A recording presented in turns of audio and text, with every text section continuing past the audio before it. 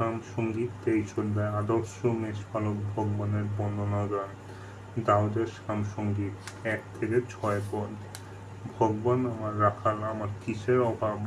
সবুজ তৃণভূমিতে তিনি আমাকে শুয়ে রাখেন, আমাকে চড়িয়ে নিয়ে যান শান্ত জলের তীরে, সঞ্জীবিত করেন আমার প্রাণ।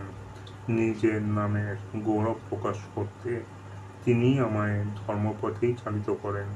ছায়াচ্ছন্ন গিরি সংকট পার হতে গিয়েও কোনো অমঙ্গলের ভয় করি না আমি।